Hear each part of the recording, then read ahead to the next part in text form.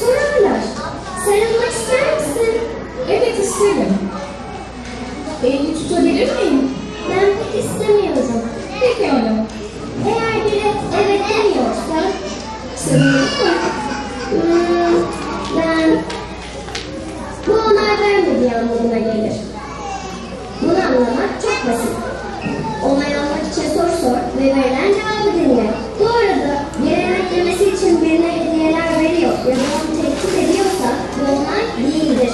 Bazen yetişkinler çocuklara bedenleriyle ne yapmaları gerektiğini söylerler. Hadi öp teyzeyi. Fakat buna karar vermesi gereken çocuğun kendisidir. Hayır, teşekkürler. Şu anda sarılmak istemiyorum. Sadece hoşça kal diyeceğim ve el sallayacağım. Çocuklar bazı konularda onay veremez. Yasal bir sözleşmeyi imzalayamaz. Oy kullanamaz. Cinsel davranışlara onay veremez. Çünkü onlar sadece çocuktur. Bu nedenle bir yetişkin çocukların onay veremeyeceği bir şey yaparsa bu doğru değildir. Bu kesinlikle yetişkinin suçudur ve asla çocuğun hatası değildir. Böyle bir şey olursa bunu güvenilir bir yetişkine anlatman önemlidir. Neden mi?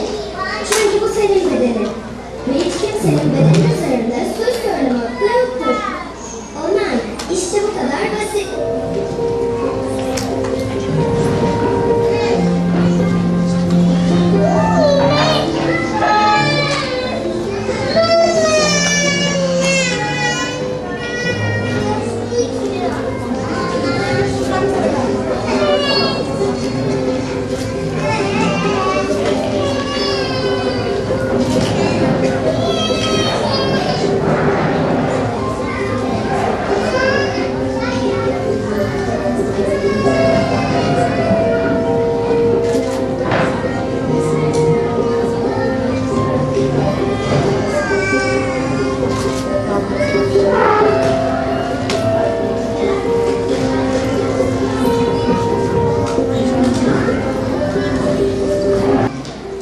Değerli kardeşlerim, Allah-u Teala'nın oluş ve bozuluş kanunları vardır.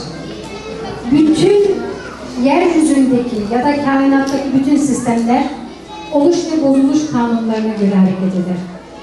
Ancak Rabbimizin istisnaları vardır. O da kendi eliyle oluş ve bozuluş kanunlarını bozar ve yeni bir kanun ortaya çıkarabilir. Kanun koyucu olan sadece Hazreti Allah'tır. Biz ateşi yakıyor biliyoruz ama Rabbim dilerse Hazreti İbrahim'i ateşte yakmıyor. Su boğar normalde ama Hazreti Musa'yı boğuyor. O yüzden de kanun koyucu Allah. Şimdi bugün konumuz istismar. Durup dururken istismar konusu neden bu kadar toplumu meşgul etmeye başladı? Şöyle bir geriye doğru projeksiyon yapıp bir bakalım. Şu anda sizin çevrenizdeki kaç kişi acaba rızkıma haram karışıyor mu endişesi taşıyor? Sizin çevrenizdeki kaç kişi acaba benim gözüm, benim helalimden başkasına harama kayıyor mu endişesi taşıyor? Acaba kaç erkek beyefendi kardeşim? Ya ben bu Facebook'ta bu kadınları beğeniyorum ama ben bunları niye beğeniyorum? Ya da bir hanımefendi kardeşim, ya ben burada biraz kamu olacak ama özür dilerim. Ben bu ilim adamlarını niye beğeniyorum? Demiyorsa, evde bütün zamanlarımız bulaşık yıkar, çamaşır yıkar, ütü yap, yemek yap, yat kalk yine aynısını yap. Bunun yanında rutinlerimiz var, dizilerimiz var. Ve Batılıların insan mahremiyeti zaten bilmiyorlar. Cinayeti en ince detayına kadar planlayan, acımasızlığı sonuna kadar, dibine kadar kullanan filmleri, aksiyon filmleriyle bize acımasızlığı öğretiyor. Bir insan nasıl öldürülür, bir insan nasıl katil olur, bir insan nasıl çileden çıkar? Filmlerle bunun alasını yapıyorlar. Biz de o filmlere para verip gidiyoruz, izliyoruz, CD'lerini alıyoruz, televizyonda başından ayrılmıyoruz. Bir kadın ne ile doldurursanız onunla doyar. Erkek erkekliğini bilecek, kadın kadınlığını bilecek. Erkek kendi sorumluluklarını bilecek, kadın kendi sorumluluklarını bilecek. Dolayısıyla mahremiyete gelmeden mahremiyeti ihlale zemin hazırlayacak. Mahremiyeti ihlale, tacize, tecavüze zemin hazırlayacak ortamı konuşmamız lazım. Ondan sonra sözü mahremiyete getireceğiz. Anne erkek çocuğunun yanında alelüsül giyinirse, edebi aykırı giyinirse, çocuk, erkek çocuğu, o da bir nefis taşıyor. Anne kardeş demiyor. Annenin ve kız kardeştir. Babanın ve erkek çocuğun yanında ölçülü giyinmesi lazım. Tam tesettür demiyor ama ölçülü giyinmesi lazım. Çocukların 6 yaşında yataklarının ayrılması lazım. Şu anda öncekiler gibi değil dedi. 6 yaşında bile hadis-i şeriflerde böyle söylüyor Peygamber Efendimiz sallallahu aleyhi ve sellem. Ama bizim daha erken ayırmamız lazım. Çünkü daha çocuklar anaokulunda bir takım şeyleri öğreniyorlar. Devir değişti. Kız çocuklarla erkek çocukları yan yana yatırmayacağız. Kız çocuklarla erkek çocukların mümkün mertebe odalarını ayrı yapacağız. Eğer odalarını ayrı yapamazsak ortaya perde vereceğiz küçük yaşta. Çocuk büyüdükten sonra mutlaka odasını ayıracağız. Hiç yer yok, koridora yatıracağız. Hiç yer yok, salona yatacak. Hiç yolu yok, kız kardeşiyle aynı yatakta, aynı odada yatmayacak. Ve kız çocukları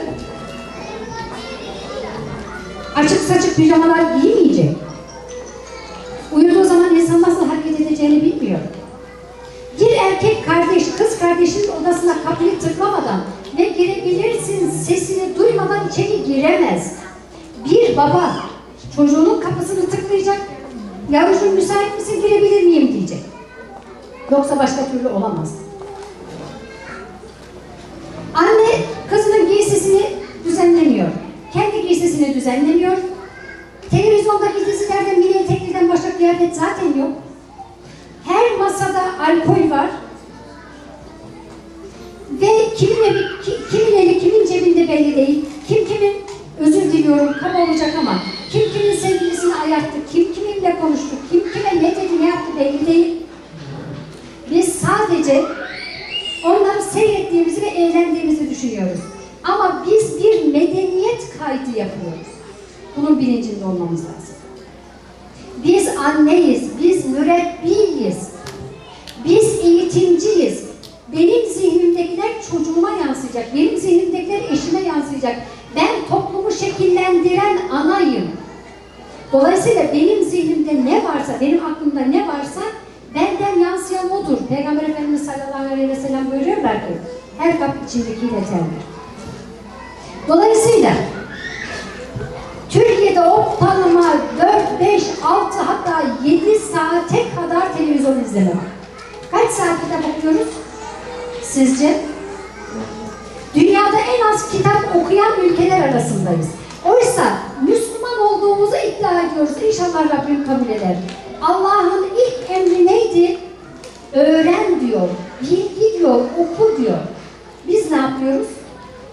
Biz bizi ifsad edecek olan, bizim ahlakımızı alabora edecek olan, bizi yanlış davranmaya sevk edecek olan, bizi yanlış, eksik, bozuk ahlaki donanımlara sahip kılacak olan, yanlış görüntülere hipnotize olmuş gibi takılıyoruz.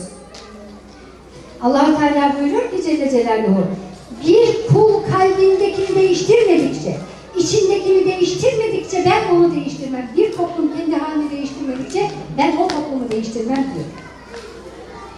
Dolayısıyla Allah'ım sen bize yardım et, Allah'ım sen bize merhamet et, Allah'ım sen bize işte rahmet et. Çocuklarımızı koru. Çocuklarını korusun diye anneyi babayı verdi Allah başına. Aile nedir?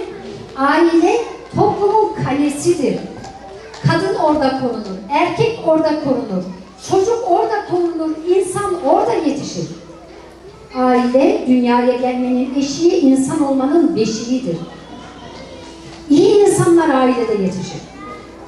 İyi insanlar helal rızık için ter döken babanın evinde yetişir. İyi insanlar eşini memnun etmek için elinden geleni yapan kadının